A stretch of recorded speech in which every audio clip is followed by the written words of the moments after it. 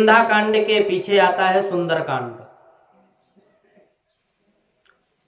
जीवन उसी का सुंदर जो निष्काम है, जो परोपकार के लिए जीता है, जो परमात्मा के लिए जीवित रहे। रात को सोने से पहले थोड़ा विचार करो कि आज मेरे प्रभु प्रसन्न हो, ऐसा कोई सत्कर्म मैंने किया कि नहीं। आज मेरे भगवान नाराज हुए अथवा राजी हुए मेरे कर्मों से। आज मैंने किसी गरीब की सेवा की है, ऐसा किसी का दिल दुखाया तो नहीं। कितना सत्कर्म किया, ये हमेशा याद रखना चाहिए और सोते समय मनन करना चाहिए, स्मरण करना चाहिए। आज मैंने दूसरों को कुछ दिया कि नहीं दिया। अंदर से ना का उत्तर मिले तो मान लो कि आज मैंने जीवित नहीं रहा, मृतक रहा। और कहते हैं कि जीना है उसका भला जो इंसान के लिए जिए। जीना है उसका भला जो इंसान के लिए जिए, और मरना है उसका भला जो अपने लिए जिए।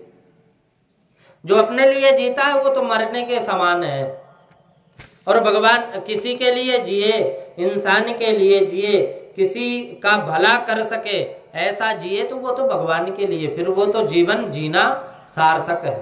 नहीं तो आया है सो जाएगा, राजा रंक फकीर, और कोई सिंहासन चढ़ चला, कोई बंधा जंजीर।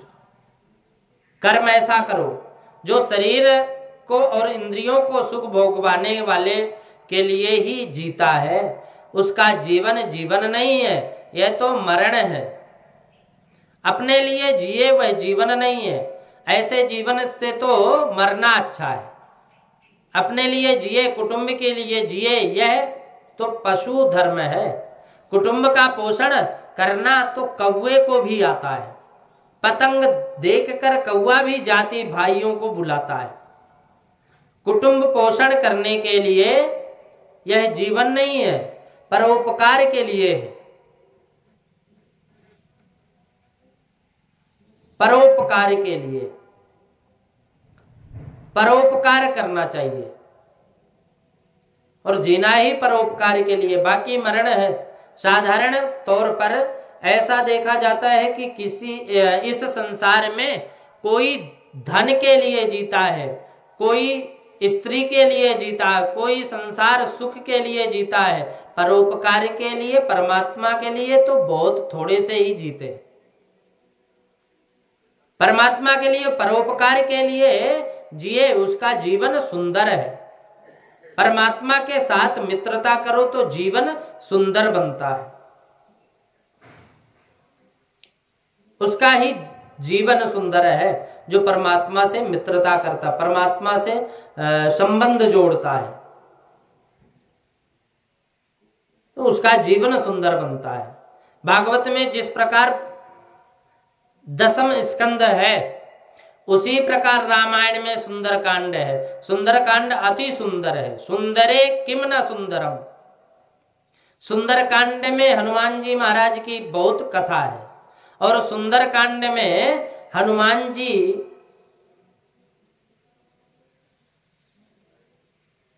समुद्र लांग कर लंका में गए और उन्होंने सीता माता के दर्शन किए। श्री सीता माता पराभक्ति हैं। जहां पराभक्ति हो वहां शोक रह नहीं सकता, इसीलिए सीता जी जहां रहती हैं उसको अशोक वन नाम दिया, जहां शोक नहीं है। ब्रह्म दृष्टि सिद्ध हो तभी शोक रहता नहीं। परमात्मा द्वारा जीव को अपनाए जाने के बाद जीव को शोक अथवा मोह कुछ भी नहीं रहता। श्री सीता जी पराभक्ति का दर्शन किसको होता है? जिसका जीवन सुंदर बने उसे पराभक्ति का दर्शन होता। समुद्र लांग जाए, संसार समुद्र को लांघे और उसे सीता माता पराभक्ति के दर्शन होते हैं। समुद्र उल्लंघन कर सकते हैं केवल हनुमान जी, और हनुमान जी के सिवा कोई भी समुद्र का लांघ नहीं सका आज तक। हनुमान जी को यह दिव्य शक्ति ब्रह्मचर्य और राम नाम के कारण प्राप्त है। समुद्र उल्लंघन करते समय हनुमान जी को सुरसा त्रास देती है, कष्ट पहुंचाती है। पूरे रस आस्वाद की वासना वाली जीव ही सुरसा है। हनुमान जी ने सुरसा का पराभव किया है। संसार सागर का जिसको उल्लंघन करना है उसे सुरसा को जीतना पड़ेगा, जीव बस में करनी पड़ेगी। पराभक्ति के दर्शन करने के पीछे हनुमान जी लंका को जलाते हैं। हनुमान जी लंका को जलाते हैं। लंका शब्द का उल्टा है कालम, लंका कालम। सबको मारने वाले काल को भी हनुमान जी जलाते हैं, मारते हैं। हनुमान जी को काल मार सकता नहीं कभी भी। पराभक्ति के दर्शन का यह फल है। हनुमान जी का जीवन भक्तिमय है, इसलिए यह सुंदर है। और सुंदर कांड के पीछे आता है युद्ध कांड। जिसका जीवन सुंदर है वह ही राक्षसों को मार सकता है। काम राक्षस है, क्रोध राक्षस है, लोभ राक्षस है, मोह राक्षस है। युद्ध कांड में राक्षस मरते हैं। कितने ही लोग ऐसा समझते हैं कि काम क्रोध इत्यादि विकार राक्षसों का विनाश होने के पश्चात भक्ति होती है। अंदर विकार है तब तक बराबर भक्ति होती नहीं है। विकारों का नाश होने के पश्चात ही मैं भक्ति करूंगा, यह कल्पना नितांत विकृत है। यह अज्ञान भक्ति करोगे तो विकार ही धीरे धीरे घटेंगे। विकार जड़ से जाते ही नहीं है। काम क्रोधादि विकार अंतिम जन्म में भी होते हैं, अति सूक्ष्म रूप में होते हैं। सतत भक्ति करोगे तो विकार घटते चले जाएंगे। भक्ति महारानी के दर्शन होने के बाद रावण मरा है। भक्ति धीरे धीरे बढ़ाओ, फिर देखो विकार वासना घट जाएगी।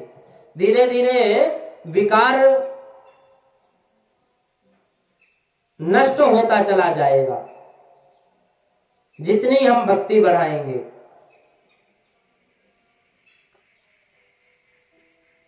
जब तक भगवत स्वरूप में आसक्ति ना बढ़ाओ तब तक संसार की आसक्ति छूटती नहीं और वासना मरती नहीं है। वासना के 6 दोष हैं। कौन कौन से? कहते काम, क्रोध, लोभ, मोह, मद और मत्सर। अज्ञान से उत्पन्न हुए हैं। राम जी के 6 गुण हैं, ऐश्वर्य, वीर, यश, श्री और ज्ञान और वैराग्य। राम जी के एक एक सद्गुण को मनुष्य स्वयं के हृदय में उतारे तो वासनाओं का एक एक दोष नाश को प्राप्त होता है। भगवान नाम में पूर्ण तन्मयता होने से ये सद्गुण जीवन में आते हैं। पराभक्ति का दर्शन हो तभी वासनाओं का नाश होता है। सुंदर कांड में जीवन भक्तिमय बनता है। पीछे युद्ध कांड में राक्षसों का विनाश किया। युद्ध कांड के पीछे आता है उत्तर कांड। उत्तर कांड युद्ध कांड में राक्षसों का मरण होता हो। उत्तर कांड जीवन मंगलमय बने। जीवन युद्ध कांड में राक्षसों का मरण हो तो उत्तर फिर जीवन मंगलमय बनता है। पूर्व कांड में रावण को मारे, उसका उत्तर कांड सुंदर बनता है। जीवन के यौवन काल में काम को मारता है, उसकी उत्तरावस्था सुखमय शांति में व्यतीत होती है।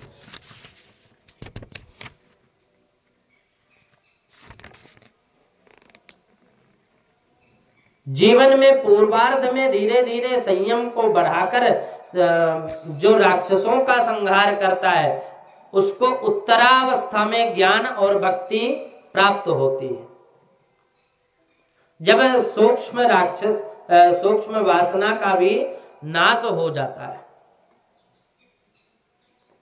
और जब सूक्ष्म वासनाओं का जब नाश होता है तो आत्मा रामो विराजते, भगवान के परम धाम में प्रवेश मिलता है, भक्ति मिलती है। रामचरितमानस के उत्तरकांड में काकभूषुंड जी और गरुण जी के संवाद की कथा आती है। उत्तरकांड में भक्ति ज्ञान भक्ति का मधुर समन्वय है। भूषुंड जी ने लोमस मुनि के साथ प्रसंग गरुण जी को सुनाया। ज्ञानी महापुरुष मानते हैं कि ब्रह्म निर्गुण निराकार है, जबकि भक्तजन ब्रह्म के सगुण साकार स्वरूप की आराधना करते हैं। लोमस मुनि निर्गुण ब्रह्म के उपासक हैं और काकभूषुंड जी ईश्वर के सद्गुण स्वरूप के पक्षपाती हैं। श्री राम के अनन्य भक्त हैं दोनों, और दोनों के बीच निर्गुण सगुण विषयक विवाद होता है। काकभूषुंड जी के दृढ़ प्रतिकार से लोमस मुनि को बहुत क्रोध आता है। उस समय काकभूषुंड जी मन में विचारते हैं, क्रोध की द्वैत बुद्धि बिनु, द्वैत की बिनु अज्ञान, और माया बस परिचिन जड़, जीव की ईस समान। अद्वैत भावी को क्रोध आना नहीं चाहिए।